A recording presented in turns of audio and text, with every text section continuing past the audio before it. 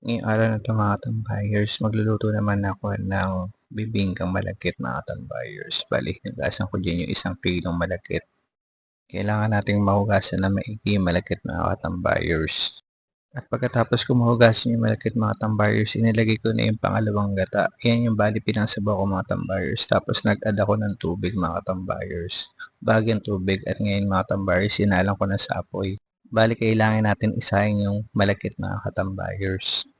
Fast forward din natin mga tambayers, hindi ko na nakuna na yung pag-ini ng malagkit mga tambayers. Bale ngayon mga tambayers, nagsalang na ako ng kawali at nilagay ko na yung evap milk.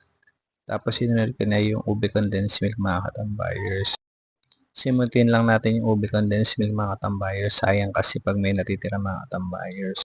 Tapos haluin lang natin mga katambayers hanggang mag-well combine yung ating ingredients mga katambayers. At pagkatapos mag-well combine na ang ating ingredients mga tambayers, pwede na natin ilagay yung ating sinaing na malagkit. Bali parang gumagawa lang tayo ng biko mga tambayers.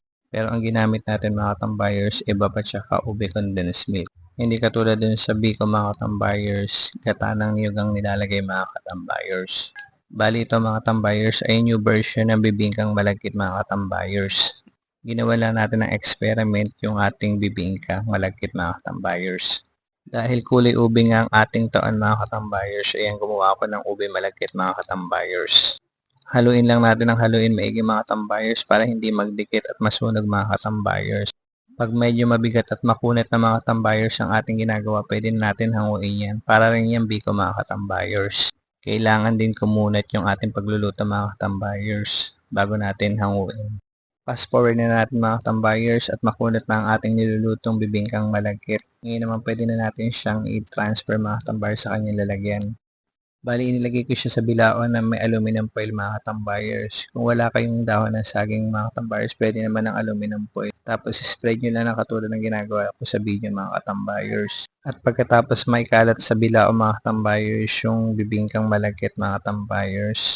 So naman magsalang ulit tayo ng kawali. Tapos lagyan natin ng asukal mga tambayers. Segunda yung ginamit ko mga tambayers na asukal. Tapos hihintayin lang natin malusaw yung asukal na yan mga katambayers. Una magbubuo-buo yan mga katambayers hanggang mag-melt mga katambayers. Huwag po natin iiwanan mga katambayers yung asukal na yan baka kasi masunog mga katambayers. Kailangan halo lang ng halo mga katambayers.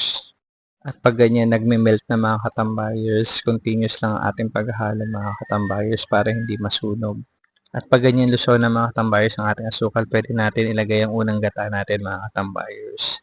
Bawal na yan iwanan mga katambayers. Kailangan continuous na ng paghalo mga katambayers. Medyo nakakangalay nga lang itong gawin mga katambayers. Pero sulit naman yung lasa mga katambayers pag once na natapos.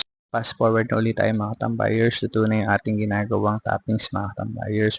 Pwede na natin ilagay sa pang top sa ating bibingkang malagkit mga katambayers.